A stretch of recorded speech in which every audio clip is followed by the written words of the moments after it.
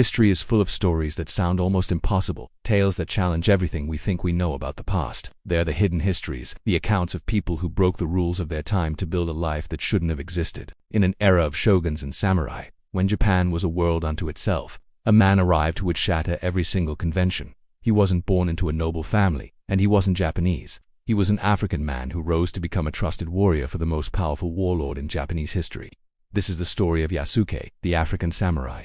So, how did a foreigner, who started as an attendant, become a legend in feudal Japan? Our story kicks off in a world of stunning beauty and brutal war. The late 16th century in Japan was not a peaceful time. It was the heart of the Sengoku Jidai, the age of warring states. For over a century, the country had been torn apart by constant civil war. The emperor was just a figurehead, and the shogun, who was supposed to be the military dictator, had no real power. The real players were the daimyo, ambitious feudal lords with huge samurai armies, all fighting to grab more land. It was an age of chaos where betrayal was just another political tool. There was even a word for it, gekkokuyo, which basically means the low overthrowing the high, and it was happening everywhere. But it was also an era of incredible change. New massive castles were being built, towns were booming, and something new was appearing on the horizon. In 1543, a Portuguese ship got blown off course and landed on the island of Tanegashima for the very first time. Europeans had reached Japan. They brought with them strange customs, a new religion, Christianity, and a weapon that would change Japanese warfare forever. The arquebus, a matchlock gun. These southern barbarians, as the Japanese called them, were a source of both deep curiosity and suspicion. Daimyo wanted their guns, but they were wary of their intentions. Into this volatile, changing world, a ship sailed in 1579, and on that ship was a man whose destiny was about to collide with the greatest warlord of them all. On that ship was Lazzaro Valignano, a pretty towering figure himself. He was an Italian Jesuit priest, but more than that, he was the visitor, in charge of all Jesuit missions from East Africa to East Asia. His job was to inspect and organize the Catholic missions in Japan, which took serious diplomatic skill. But Valignano wasn't traveling alone.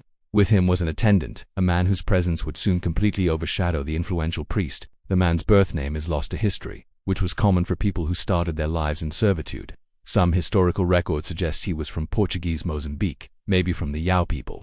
Other theories, based on descriptions of his powerful build, suggest he might have been one of the Dinka people from modern-day South Sudan. Whether he was sold into servitude, was a free bodyguard, or something in between is a topic historians still debate. Priests weren't officially allowed military guards, so modern historians like Thomas Lockley argue he was likely a free man acting as Valignano's valet and bodyguard. What we do know is that his journey was incredibly long. He would have traveled from Africa, across the Indian Ocean, to Goa in India, and then through the pirate-filled waters of the East China Sea to finally land in Japan. He arrived in a country that was, for the most part, completely ethnically homogeneous. The Japanese knew about China and India, but the idea of Africa was alien. For almost everyone, the sight of a black man was something they had never experienced. He was a man with no known past, arriving in a land about to be violently forged into a new future. He didn't know it yet, but he was on a collision course with destiny and with the man who was doing the forging. In March of 1581, Valignano and his attendant traveled to Kyoto, the imperial capital, to meet with the most powerful man in Japan. Their entrance into the city wasn't just noticed, it brought the capital to a complete stop. Word of this giant man with skin the color of polished ink spread like wildfire. The Jesuit missionary wrote that the commotion was so huge that people were climbing on roofs to get a look, and some buildings were even damaged by the weight of the crowds. In the crush of people trying to get a glimpse, several were tragically killed. You really can't overstate the impact he had. He was described as being about 6 feet 2 inches tall. That was astonishing in 16th century Japan, where the average man was closer to 5 feet. He was a giant, but it wasn't just his height that shocked people. It was his very existence. His skin, his features, his sheer physical presence. It was all completely new. The reaction was so intense that the man had to hide out in a Jesuit church just to escape the mob. Some historians think the fascination wasn't about prejudice, but a kind of awe. In some Japanese Buddhist art, gods and holy figures like the Buddha were sometimes shown with dark skin. It's possible some people saw this man as a divine visitor, a daikakutan or god of prosperity. The sound of the riot eventually reached the ears of the man Valignano was there to see. From his temporary residence at the Honnō-ji Temple, the warlord Oda Nobunaga heard the commotion. Intrigued, as he always was by new and unusual things, he summoned the stranger. The man from Africa was about to meet the most feared and respected man in Japan. To understand how an African foreigner could become a samurai, you first have to understand the man who would make him one. Oda Nobunaga was not your typical daimyo.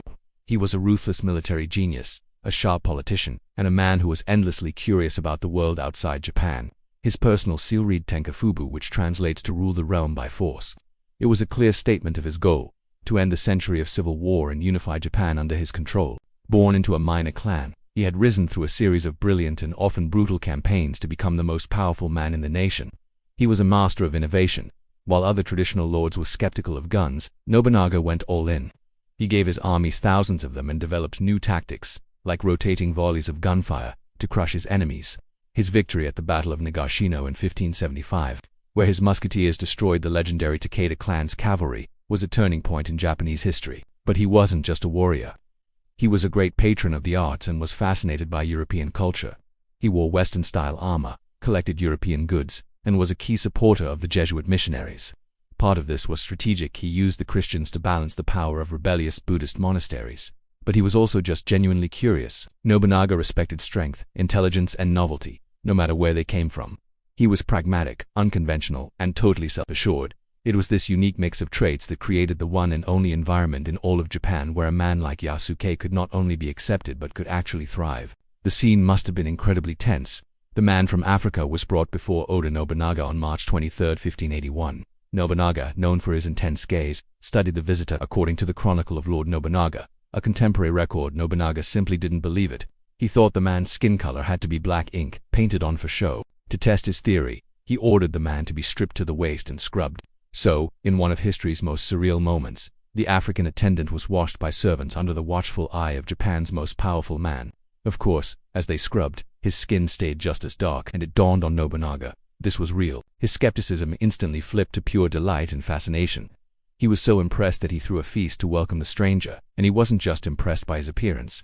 The chronicles say the man, who was about 26 or 27, was robust, had a good attitude, and possessed the strength of 10 men.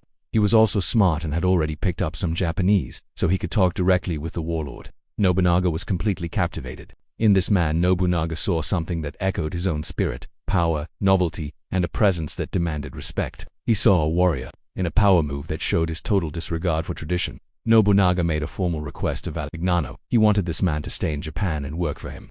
Understanding that it was a good idea to stay on the good side of Japan's ruler, Valignano agreed. The man from Africa was given to the lord, and Nobunaga in turn gave him a new name to mark his new life, Yasuke. The jump from Valignano's attendant to Nobunaga's retainer was incredibly fast and totally unprecedented. For Yasuke, this wasn't just a job change, it was a life-changing leap in status that would have been impossible for almost anyone else. Nobunaga didn't just keep him around as a curiosity, he gave him honors that were deeply meaningful in Japan's rigid society. First, Yasuke was given his own house. This was a clear sign he was an established member of the warlord's household. He was also given a regular stipend, which meant financial independence, but most importantly, Nobunaga gave Yasuke his own katana. This was the single most powerful symbol of status in feudal Japan. The two swords, the katana and the shorter wakizashi, were the exclusive right and the very soul of the samurai.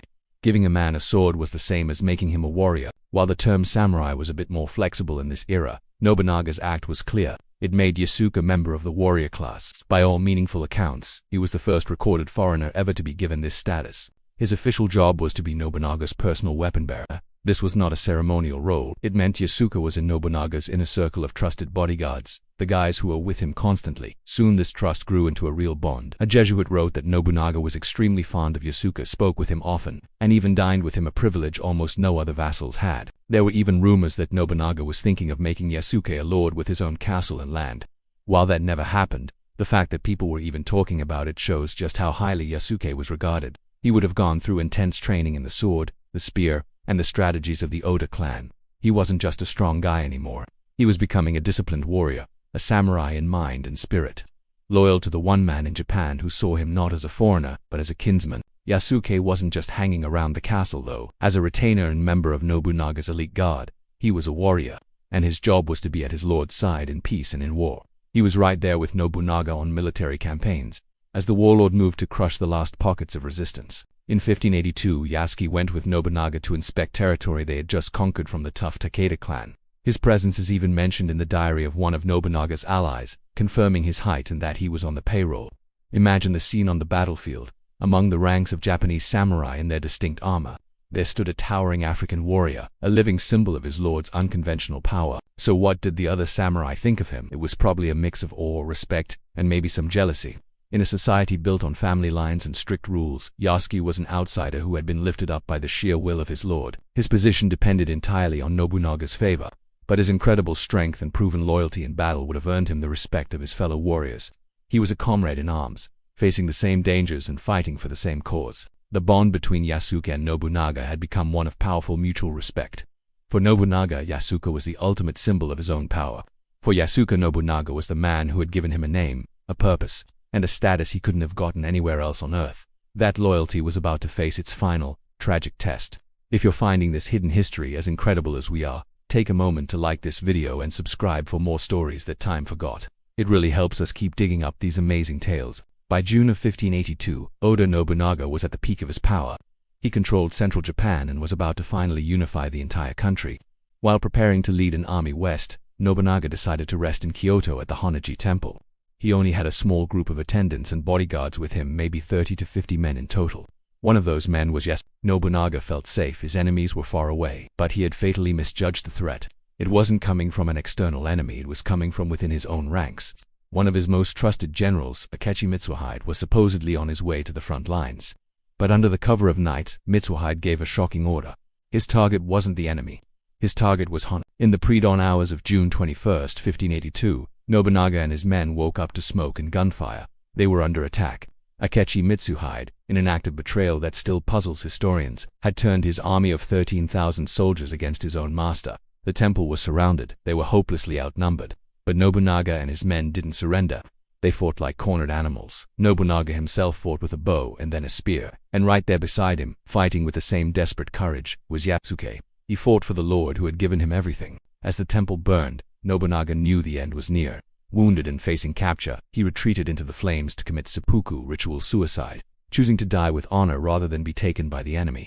A persistent legend says that in his final moments, Nobunaga gave Yasuke one last, sacred duty, to make sure the enemy never took his head, a powerful trophy of victory. With his lord dead, Yasuke fought his way out of the burning temple. His duty wasn't over. He raced to a nearby palace where Nobunaga's eldest son, Nobunaga's also under attack. Yasuke joined Nobunaga's small force for one last hopeless stand. They fought until they were finally overrun.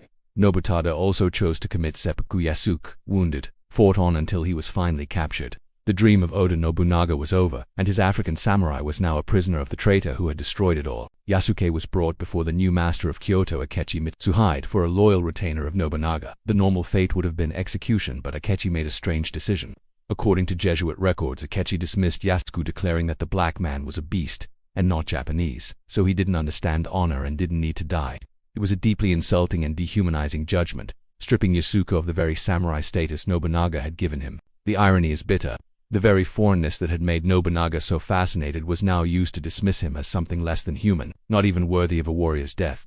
Akechi ordered Yasuke to be taken to the Jesuit mission in the city. He was handed right back to the people who had first brought him to Japan, and this is the last time Yasuke is clearly mentioned in any historical record. A few months later, a Jesuit priest wrote a letter thanking God that Yasuke had survived, but after that, the trail goes cold. He just vanishes from history. Akechi Mitsuhide's rule lasted only 11 days before he was defeated and killed by another of Nobunaga's generals, who would go on to finish unifying Japan. But what happened to the samurai who served the fallen unifier? Did he stay with the Jesuits? Did he find a ship and go back to India, or even Africa? Could he have become a masterless samurai, a ronin? We simply don't know. His story, which started in mystery, also ends in one. The life of Yasuke is one of history's most amazing true stories. It's a journey that crossed continents and cultures, a tale of a man who broke through prejudice and rigid social structures to achieve the impossible. He traveled from Africa to Japan, rising from servitude to the highest ranks of the warrior class. He was a confidant to one of the most important figures in Japanese history, a man who saw in him a strength of character that went beyond skin color. He fought in their wars, lived by their code, and stood by his lord until the very end. Yasuke's story shatters the simple idea of a totally isolated feudal Japan. His presence, along with that of a small but notable population of other Africans in Japan during this time, shows us a past that was far more complex and connected than we usually imagine. He's a powerful symbol of the African diaspora, proof that African history is woven into the story of the entire world, often in the most surprising places. But more than a symbol, he was a man of incredible strength, respected intelligence, and fierce loyalty. His story is a testament to the human ability to adapt, persevere, and build bonds of honor that defy the rules of any age. Though his final fate is a mystery, his legacy is carved into history, an unforgettable chapter in the hidden history of the samurai. The questions that are left are just as compelling as the story itself. What do you think happened to Yasuke? Was Akechi's dismissal a calculated insult or a weird act of mercy? And where did his journey finally end? Let us know your theories in the comments below. And if you want to uncover more hidden histories, make sure to subscribe and hit the notification bell. Thanks for watching.